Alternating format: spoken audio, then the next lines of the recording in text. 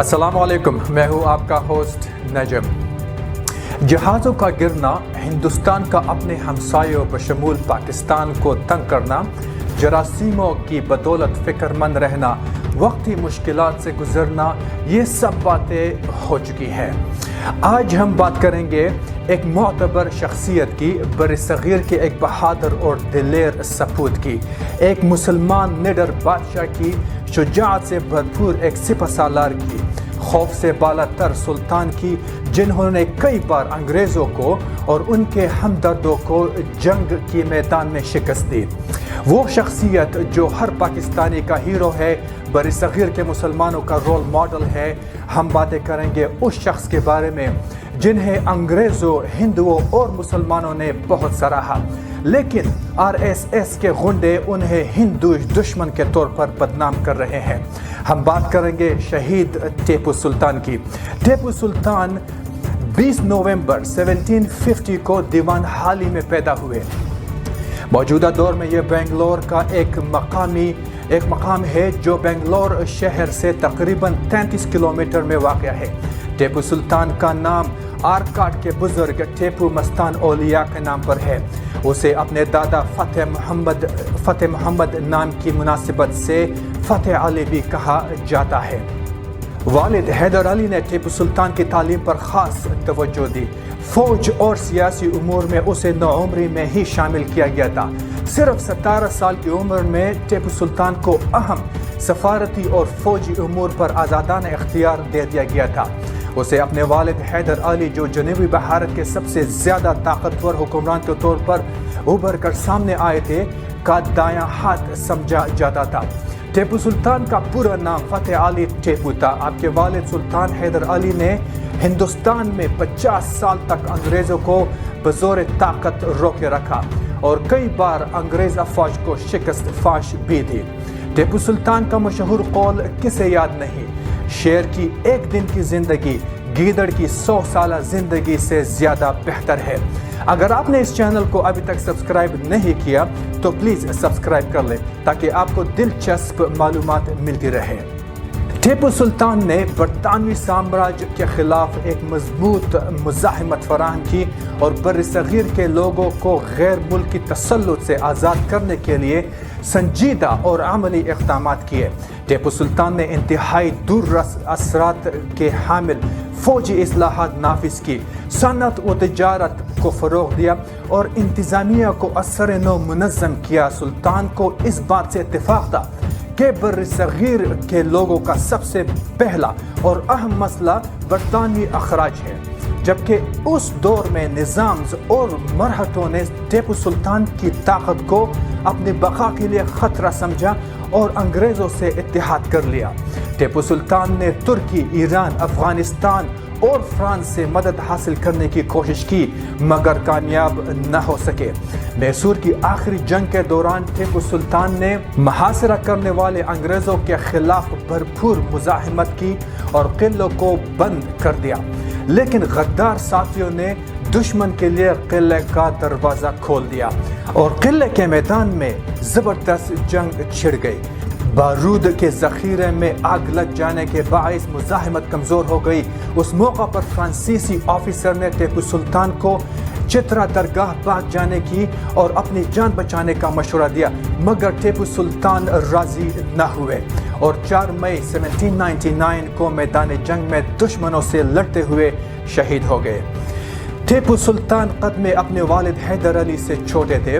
ان کا رنگ گہرا تھا، آنکھیں بڑی تھی، وہ عام سے دکھتے تھے اور وزن میں ہلکے کپڑے پہنتے تھے۔ ان کو بیشتر گھوڑے پر سوار دیکھا جاتا تھا۔ وہ گھڑ سواری کو بہت بڑا فن مانتے تھے اور اس میں انہیں مہارت بھی حاصل تھی۔ انہیں ڈولی میں سفر کرنا سخت ناپسند تھا۔ ٹیپو سلطان کی شخصیت کی ایک جھلک برٹش لائبریری میں رکھی ایک کتاب an account of Tipu Sultan court میں بھی ملتی ہے، جس کی تفصیلات ان کے منشی محمد قاسم نے ان کی شہادت کے بعد ایک انگریز تاریخ دان کو دی تھی۔ اس میں لکھا ہے کہ ٹیپو سلطان درمیانی قد کے تھے، ان کا ماتھا چوڑا تھا، وہ سلیٹی رنگ کی آنکھوں، اونچی ناک اور پتلی کمر کے مالک تھے۔ ان کی مونچھیں چھوٹی تھی اور داڑھی مکمل طور پر صاف تھی۔ لندن کے وکٹوریا اینڈ البرٹ میوزیم میں ان کی ایک پینٹنگ ہے جس میں وہ ہرے رنگ کی پگڑی پہنے ہوئے ہیں اور ہرے رنگ کا جامہ بھی پہن رکھا ہے جس میں شیر جیسی دھاریوں والی کمر بند بھی ہے۔ بازو میں ایک بیلٹ میں لال میان کے اندر ایک تلوار لٹک رہی ہے۔ 14 فروری 1799 کو جنرل جارج ہیرس کی رہنمائی میں 21,000 فوجیوں نے ویلور سے میسور کی جانب کوچ کیا۔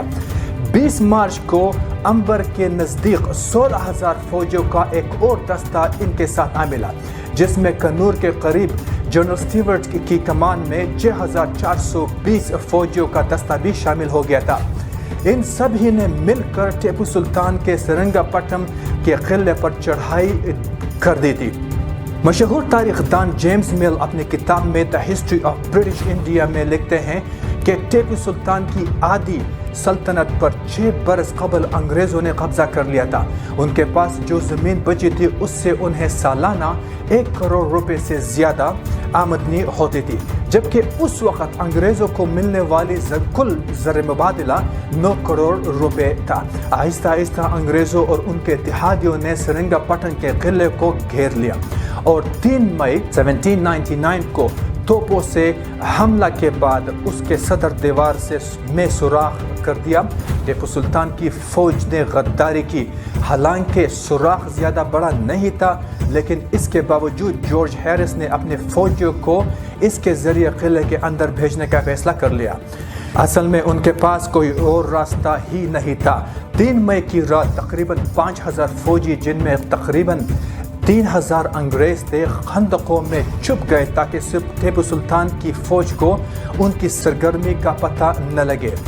جیسے ہی حملے کا وقت نزدیک آیا، ٹیپو سلطان سے غداری کرنے والے شخص میر صادق نے اپنے فوجیوں کو تنخواہ دینے کے بہانے پیچھے بلا لیا۔ ایک اور حوالے سے خبر ہے کہ ٹیپو سلطان کے ایک کمانڈر ندیم نے تنخواہ کا مسئلہ کھڑا کر دیا تھا، اسی لیے دیوار کے سوراخ کے پاس تعینات فوجی بھی ان کے پیچھے چل دیے۔ اسی وقت انگریزوں نے پیچھے سے حملہ بول دیا۔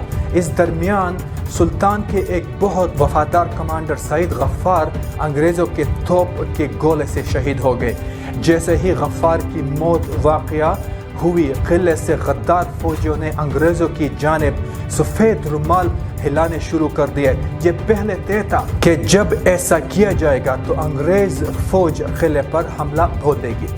جیسے ہی سگنل ملا، انگریز فوج نے دریا کے کنارے کی جانب بڑھنا شروع کر دیا، جو وہاں سے صرف 100 گز کے فاصلے پر تھا۔ دریا بھی محض 280 گز چوڑا تھا، کہیں ٹخنے تک پانی تھا تو کہیں کمر تک۔ میجر الیگزینڈر اپنی کتاب میں لکھتے ہیں، حالانکہ انگریزوں کی آگے بڑھتے ہوئے فوج کو قلعے سے بڑی آسانی سے توپوں کا ہدف بنایا جا سکتا تھا، پھر بھی خندقوں سے نکل کر انگریز فوجی محض 7 منٹ کے اندر قلعے کی دیوار کے سوراخ کے اندر داخل ہو گئے۔ سوراخ پر قبضہ حاصل کرنے کے بعد برطانوی فوج 2 حصوں میں تقسیم ہو گئی۔ بائیں جانب بڑھنے والی فوج کو ٹیپو سلطان کی جانب سے سخت مشکلات کا سامنا کرنا پڑا۔ ٹیپو کی فوج کے ساتھ 10 بدس مقابلے میں اس دستے کی رہنمائی کرنے والے کرنل ڈنلپ کی کلائی پر تلوار سے گہرا زخم لگا، جس کے بعد ایک اور دستے کو آگے بڑھنے سے روکنے میں ٹیپو سلطان کی فوج کامیاب رہی۔ اس دوران ٹیپو سلطان اپنی فوج کی ہمت بڑھانے خود جنگ میں شامل ہو چکے تھے۔ ڈنلپ کی جگہ لیفٹیننٹ فارکیو ہار نے لی، لیکن وہ بھی جلد واصل جہنم ہو گئے۔ 4 مئی کو صبح ٹیپو سلطان نے اپنے گھوڑے پر سوار ہو کر قلعے کی دیوار میں ہونے والے سوراخ کا معائنہ کیا اور اس کی مرمت کا حکم دیا۔ اس کے بعد وہ غسل کرنے کے لیے چلے گئے۔ صبح ہی ان کے نجومی نے آگاہ کر دیا تھا کہ وہ دن ان کے لیے اچھا نہیں ہے، اس لیے شام تک انہیں اپنے فوج کے ساتھ رہنا چاہیے۔ غسل کے بعد ٹیپو سلطان نے غریبوں میں پیسے بانٹے۔ چینا پٹنا کے ایک پجاری کو انہوں نے 1 ہاتھی، تل کا 1 بورا اور کیش روپے دیے۔ دیگر براہموں کو ٹیپو سلطان نے کالی بکری، کالے کپڑے سے بنی ایک پوشاک اور کیش کے علاوہ تیل سے بھرے برتن بھی دیے۔ اس سے قبل انہوں نے لوہے کے برتن میں رکھے ہوئے تیل میں اپنا سایہ دیکھا۔ ان کے نجومی نے بتایا تھا کہ ایسا کرنے سے ان پر آنے والی مصیبت ٹل جائے گی۔ انہوں نے محل میں واپس لوٹ کر رات کا کھانا کھایا۔ کھانا شروع ہی کیا تھا کہ انہیں اپنے کمانڈر سعید غفار کی ہلاکت سے متعلق خبر ملی۔ غفار قلعے کے مغربی سرے کی حفاظت کے لیے تعینات فوج کی قیادت کر رہے تھے۔ ٹیپو سلطان یہ خبر سنتے ہی کھانا چھوڑ کر اٹھ گئے۔ انہوں نے ہاتھ دھوئے اور گھوڑے پر سوار ہو کر اس جانب نکل پڑے جہاں دیوار میں سوراخ ہوا تھا، لیکن ان کے پہنچنے سے پہلے ہی انگریزوں نے وہاں اپنا جھنڈا لہرا دیا تھا اور قلعے کے دوسرے علاقوں کی جانب بڑھنا شروع ہو چکے تھے۔ ٹیپو سلطان کو گولی لگی اور گھوڑا بھی مارا گیا۔ اس جنگ میں ٹیپو سلطان نے زیادہ تر لڑائی عام فوجیوں کی طرح دلیرانہ اور پیدل ہی لڑی، لیکن جب ان کی فوجیوں کی ہمت ٹوٹنے لگی تو وہ گھوڑے پر سوار ہو کر اور ان کی ہمت بڑھانے لگے۔ اگر ٹیپو سلطان چاہتے تو وہ جنگ کے میدان سے بھاگ سکتے تھے۔ اس وقت قلعے کے کمانڈر میر ندیم قلعے کے گیٹ کی چھت پر کھڑے تھے، لیکن انہوں نے اپنے سلطان کی طرف کوئی دھیان نہیں دیا۔ ٹیپو سلطان تب تک زخمی ہو چکے تھے۔ جب ٹیپو سلطان قلعے کے اندرونی گیٹ کی جانب بڑھے تو ان کے بائیں سینے سے ایک گولی نکل گئی۔ ان کا گھوڑا بھی مارا گیا۔ ان کے ساتھیوں نے انہیں ڈولی پر بٹھا کر جنگ کے میدان سے باہر جانے کی کوشش کی، لیکن ناکام رہے کیونکہ تب تک وہاں لاشوں کا ڈھیر لگ چکا تھا۔ اس وقت ان کے باڈی گارڈ راجہ خان نے انہیں مشورہ دیا کہ وہ انگریزوں کو بتا دے، لیکن ٹیپو سلطان کو یہ نامنظور تھا۔ انہوں نے انگریزوں کے ہاتھوں قید کیے جانے کی بجائے موت کے راستے کا انتخاب کیا۔ ٹیپو سلطان کے آخری لمحات کے بارے میں بیٹسن لکھتے ہیں کہ کچھ انگریز فوجی قلعے کے اندرونی گیٹ میں داخل ہوئے۔ ان میں سے ایک نے ٹیپو سلطان کی تلوار کی بیلٹ چھیننے کی کوشش کی۔ تب تک ٹیپو سلطان کا کافی خون بہہ جانے کی وجہ سے وہ تقریباً بے ہوش ہو گئے تھے۔ اس کے باوجود انہوں نے اپنی تلوار سے اس فوجی کو واصل جہنم کیا۔ پھر انہوں نے اسی تلوار سے ایک اور انگریز فوجی کے سر پر وار کر دیا۔ اسی درمیان ایک اور انگریز فوجی نے ٹیپو سلطان پر حملہ کر دیا اور وہ ان کی تلوار چھیننا چاہتا تھا۔ انگریز نہیں جانتے تھے کہ ٹیپو سلطان کی موت ہو چکی تھی۔ وہ انہیں ڈھونڈنے محل کے اندر چلے گئے۔ پتہ چلا کہ ٹیپو سلطان وہاں نہیں ہے۔ ٹیپو سلطان کا ایک سپہ سالار انہیں اس مقام پر لے گئے جہاں ٹیپو سلطان شہید پڑے تھے۔ وہاں ہر طرح لاشیں اور زخمی فوجی بھی پڑے ہوئے تھے۔ مشعل کی روشنی میں ٹیپو سلطان کی ڈولی نظر آئی۔ اس کے پیچھے ٹیپو سلطان کے باڈی گارڈ راجہ خان زخمی حالت میں پڑے تھے۔ انہوں نے اس طرف اشارہ کیا جہاں ٹیپو سلطان گرے تھے۔ شہادت کے بعد بھی ٹیپو سلطان کا جسم گرم تھا کہ ایک لمحے کے لیے انگریزوں کو ایسا لگا کہ کہیں وہ زندہ تو نہیں، لیکن جب ان کی نبض دیکھی گئی اور دل پر ہاتھ رکھا گیا تو معلوم ہوا کہ ٹیپو سلطان شہید ہو چکے تھے۔ ان کے جسم پر 3 اور 1 زخم ماتھے پر تھا۔ انہوں نے بہترین سفید لینن کا جامہ پہن رکھا تھا جس کی کمر کے ارد گرد ریشمی کپڑے کی گوٹ لگی تھی۔ ان کے سر پر پگڑی نہیں تھی، شاید جنگ کے دوران گر گئی ہو۔ ایک بازو بند کے علاوہ جسم پر کوئی زیورات نہیں تھے۔ وہ بازو بند اصل میں ایک چاندی کا تعویذ تھا جس کے اندر عربی اور فارسی میں کچھ لکھا ہوا تھا۔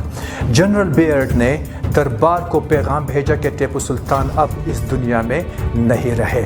اگلے دن شام کو محل سے ٹیپو سلطان کا جنازہ نکلا۔ ان کے جنازے کو ان کے ذاتی ملازمین نے اٹھایا ہوا تھا۔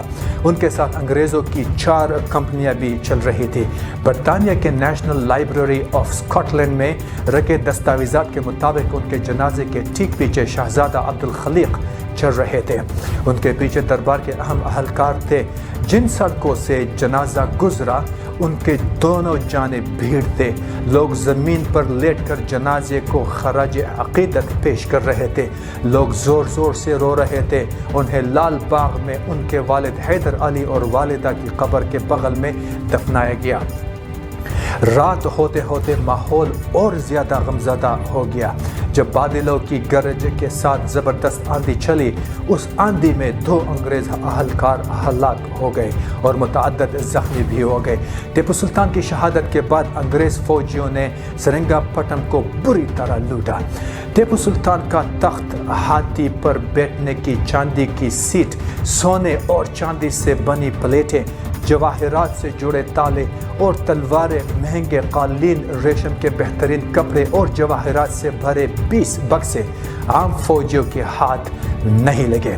ٹیپو سلطان کی بہترین لائبریری کو بھی کوئی نقصان نہیں پہنچا، جس میں تاریخ، سائنس اور احادیث کے بارے میں عربی، فارسی اور اردو زبانوں میں 2000 سے زیادہ کتابیں تھیں۔ انگریزوں کی فوج کی جانب سے ایک ہیرے سے بنا ستارہ اور ٹیپو سلطان کی تلوار ویلزلی کو پیش کی گئی۔ میجر الیگزینڈر ایلن نے اپنی کتاب میں لکھا ہے کہ ہیرس نے ٹیپو سلطان کی ایک اور تلوار بیرڈ کو تحفے میں دے دی اور سلطان کے تخت میں جڑے شیر کے سر کو ونڈسر کیسل کے خزانے میں بھیج دیا گیا۔ ٹیپو سلطان کی تلوار لارڈ کے پاس یادگار کے طور پر بھیج دی گئی۔ تب تک انگریزوں کا سامنا ہندوستان میں ٹیپو سلطان جیسے بادشاہ سے نہیں ہوا تھا۔ ٹیپو سلطان کے بعد انگریزوں کو جنگ میں چیلنج کرنے والا کوئی نہیں بچا تھا۔ ٹیپو سلطان کی شہادت کے بعد مشرق کی پوری سلطنت انگریزوں کے قبضے میں آ گئی۔ ٹیپو سلطان کی زندگی ایک سچے مسلمان کی زندگی تھی۔ وہ مذہبی تعصب سے پاک تھے۔ یہی وجہ تھی کہ غیر مسلم ان کی فوج اور ریاست میں اعلیٰ عہدوں پر فائز تھے۔